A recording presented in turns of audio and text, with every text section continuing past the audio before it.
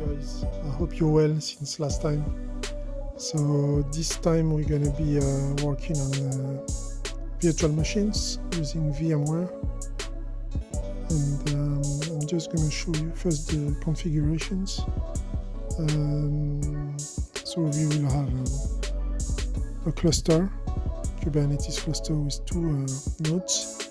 So here is the Kubernetes, the control node, so control plane, and we have 4 gigabytes and 2 processors and 20 gigabytes for the hard disk. We use a net connection, so connect it to the host.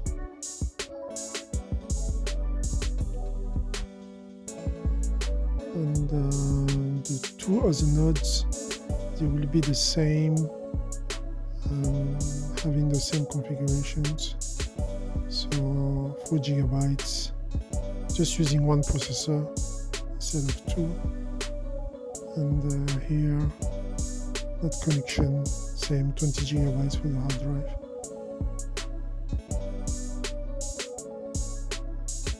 Okay, so just to show you that the other one is the same.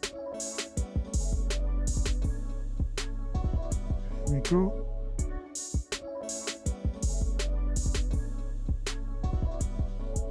So now let's go into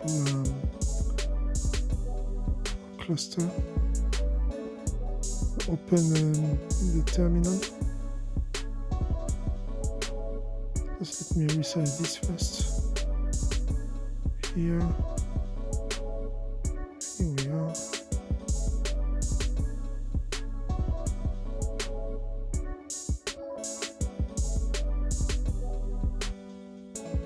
All right.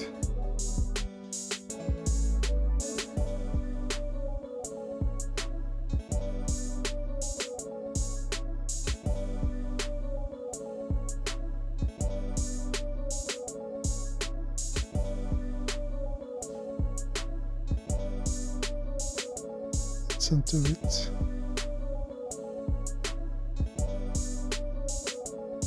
So I'm just going to show you kubectl, kubectl, or ctl, git nodes. Those are the 3 nodes. This is the control plane, the Kubernetes one. And this is the rancher cluster one, the node 1. That's how I call it.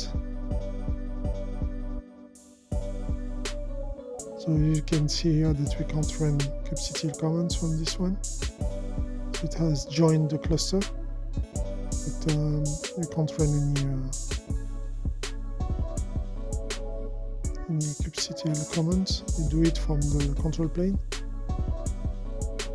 So let's be in a scenario in which those computers are away, and you are just having your local computer, which is the control plane one, and you're deploying your applications in this cluster just to get your higher availability. So here just we check the etc hosts, different IP addresses. So we just map those IP addresses to the name of those nodes. So this is same here. So we do the same in all the nodes. Okay, we got our mapping.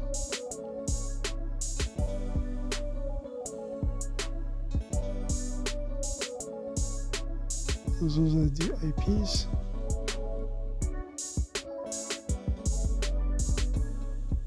(132, 133, and 134). So just let's see which pod that we have in our cluster without any table, if possible. Namespace.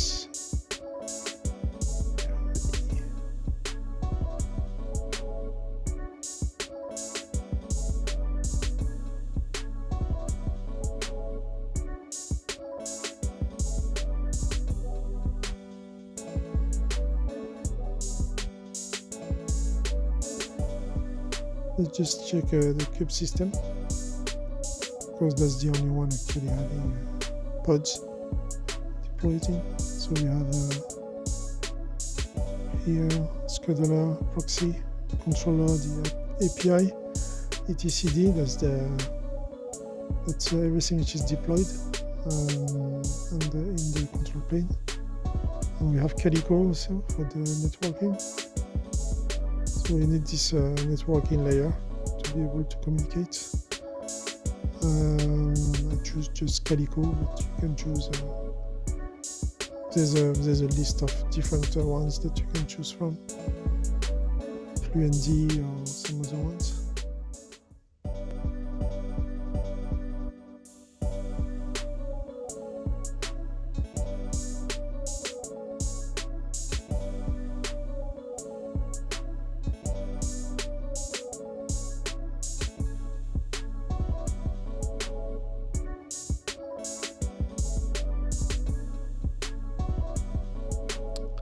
So let's see if we can open a branch from here. Should be the 172 one.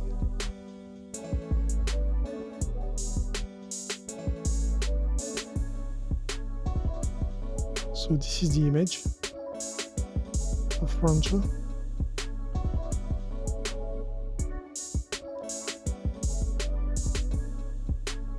So just let's check if we can just deploy an application in the cluster, and let's see how to proceed.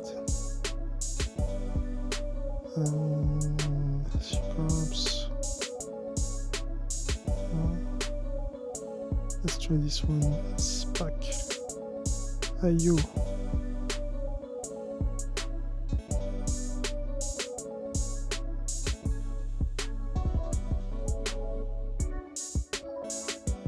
Okay, so now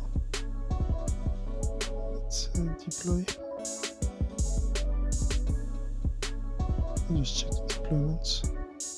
So there's no deployments at the moment. All namespaces. Spaces. Okay, that's what we have. Only Calico and the core DNS, which has been deployed at the beginning when we created the cluster. So kubectl create deployments. This one, have we copied it already? Yes. Spark. Let's call it Spark app. You can choose here the replicas, how many replicas you want. So 2 replicas, the image. So that's the one that we copied from Docker Hub. Just miss those 2 dashes before image. Alright, so this is deployed. Let's just check. Alright, so the 2 replicas, 2 pods.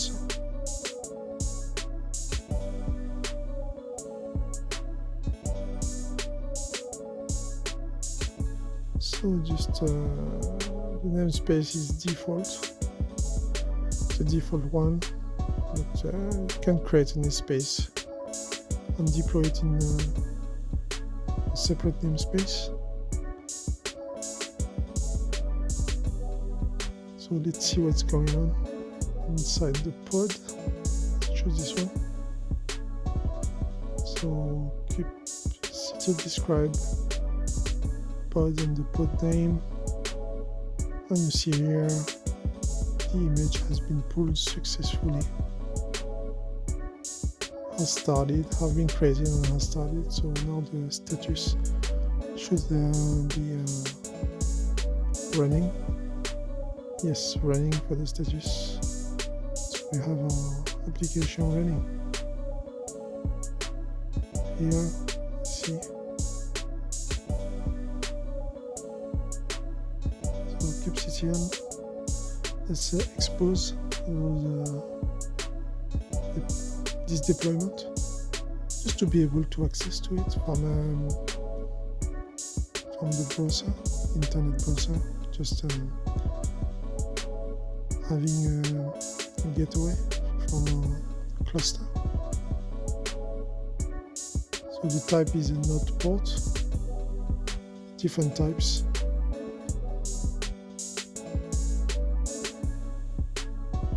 So you can use a load balancer, you can use also ingress controller.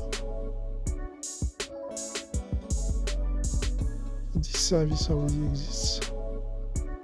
Maybe on port, I already created it before. Yes, here. Spark up net port. Then port 80.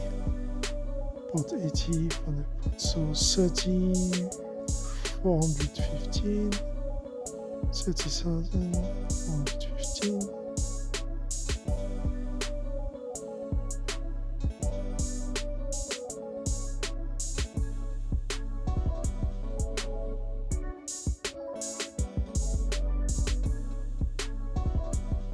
So let's just see the description of this this service, and you can see here that's the node port.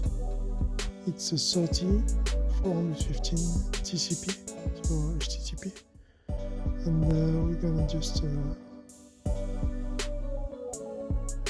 use this one. So just let's navigate to it.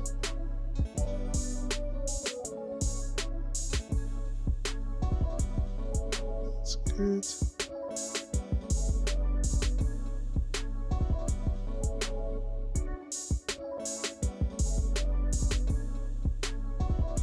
Okay, so we have the right dimensions. 30, 415, so we're just gonna get this IP.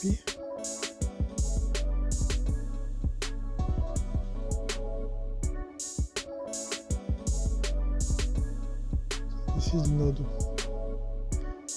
1, for example.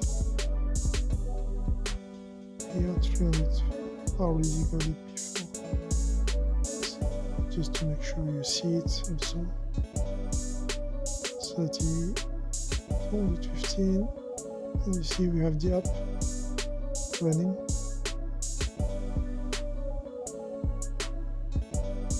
So let's try it as a node. This will be the node number 2. The second one, let's just change this for 34. Here, the app is still running, so you can access your application from all the deployed nodes, the workers.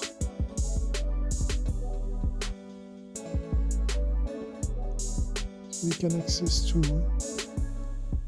We have access to the app from each worker nodes. That's good. So let's change the replica. We had 2 replicas. So let's change this number.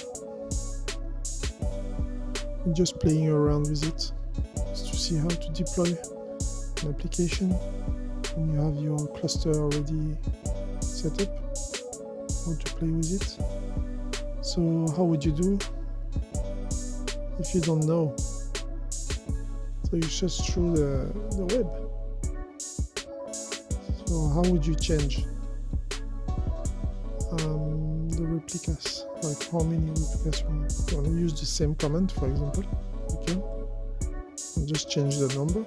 But no, that was a command to actually deploy. So let's just see. Kubernetes cluster deployments, command to change replicas number.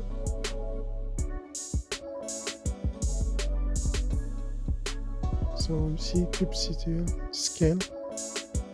You have this, so you can scale using that. So that's an option. Edit the controller configurations, replica set name, replica count. So this command also is really nice. This shows how to articulate that. So kubectl scale number of replicas, and you put the name of the app just after that, the source. So let's just go through the documentation. Here, for example, the deployment. So using the deployment straight away. Resource, the replica set.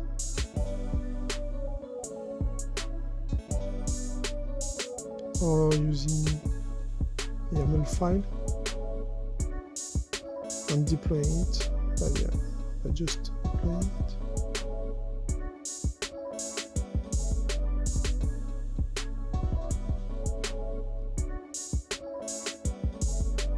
So it says that for production, one single replica is not enough. So when you play with it, just deploy 2 or 3 at the beginning and you see how it is. So let's copy this.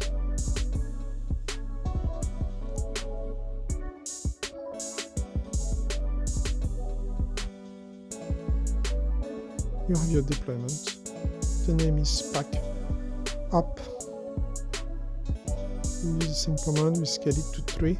We had 2. See available 2. 2 out of 2 already. Here we're asking for a third one. Deployment spec app.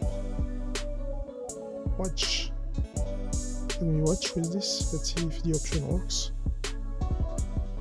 No, we can't. So just let's get rid of this option and we'll watch the deployment after. Alright, this is scaled. Get pods.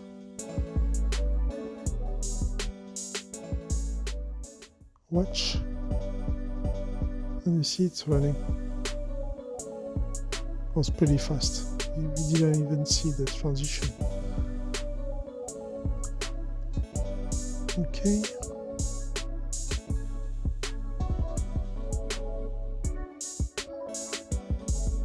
See for the deployments. 2 and now we have 3. That's how we scaled up this application. We can also scale it down if you want. So just let's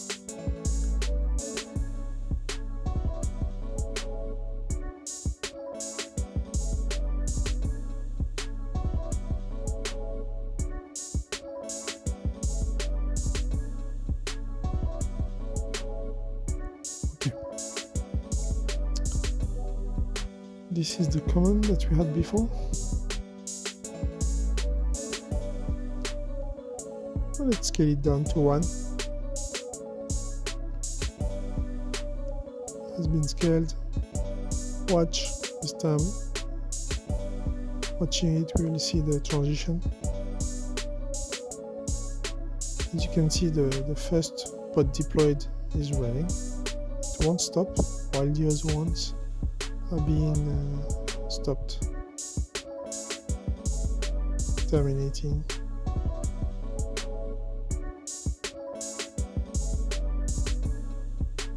So it has fully terminated the third one that we had deployed, and after the second one deployed has been terminated, while the first one just stood up.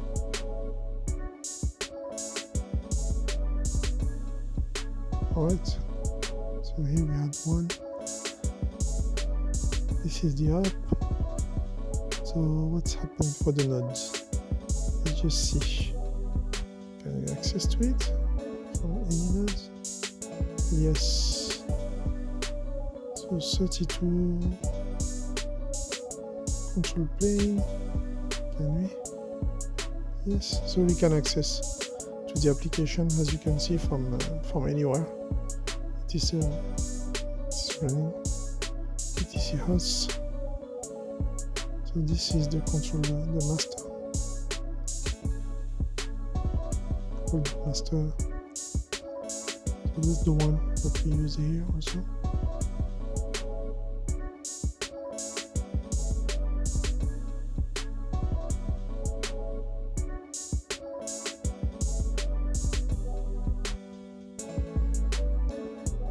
So delete deployment.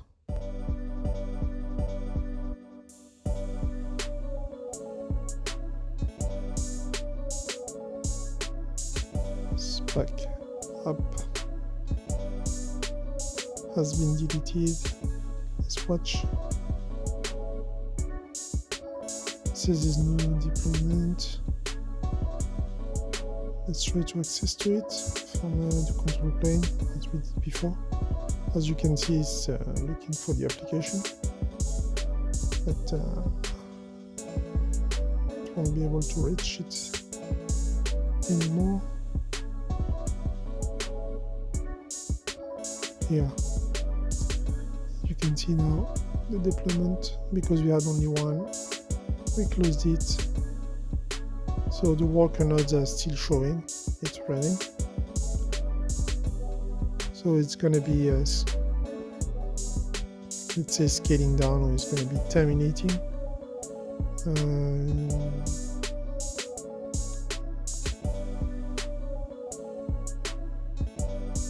Yeah, it's going to be terminating it. So there's some time for it. Just give it some time, and after it won't be able to access to it from the worker nodes.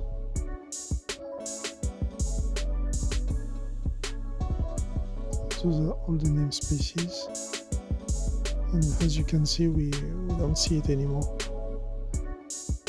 The pods are not here.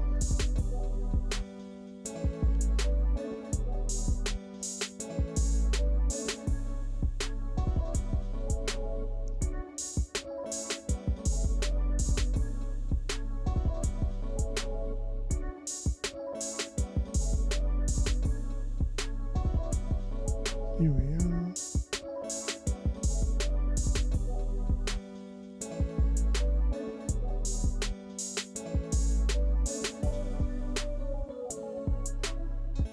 You see now it's buffering.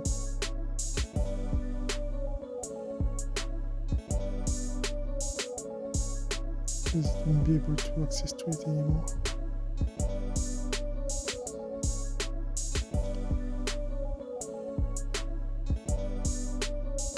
So the termination is actually still going on.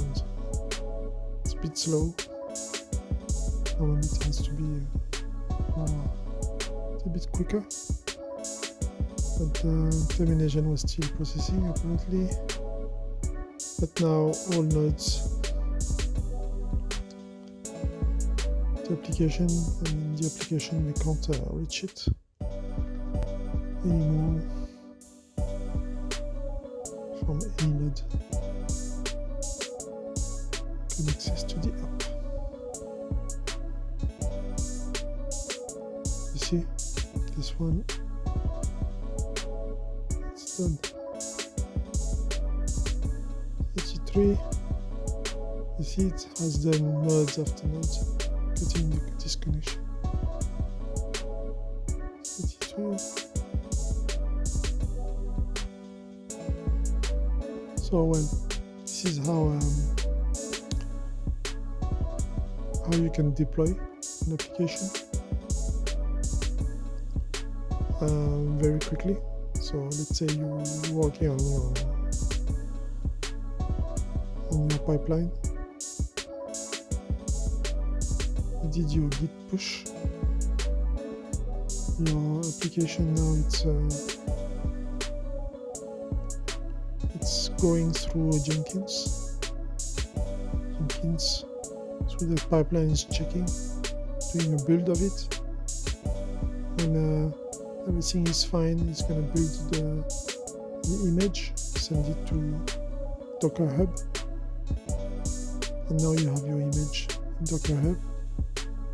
And whenever you want to maybe do some local testing with your application, you can just grab that tag, image from Docker Hub with the specific tag, and just deploy it in your test cluster.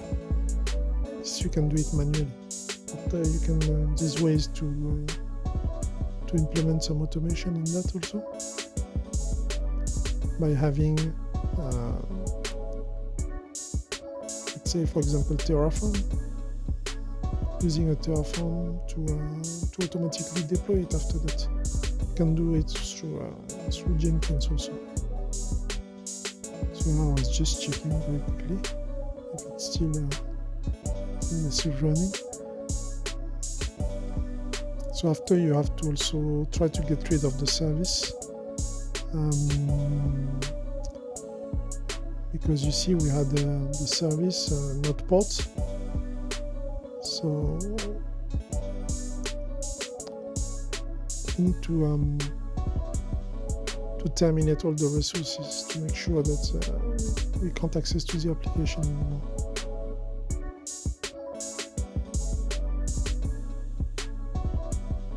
So you give it some time to clean up, and you get rid of all deployments, but also the services. If you have volumes also, persistent volumes, claims, and persistent volume, you can get rid of those also.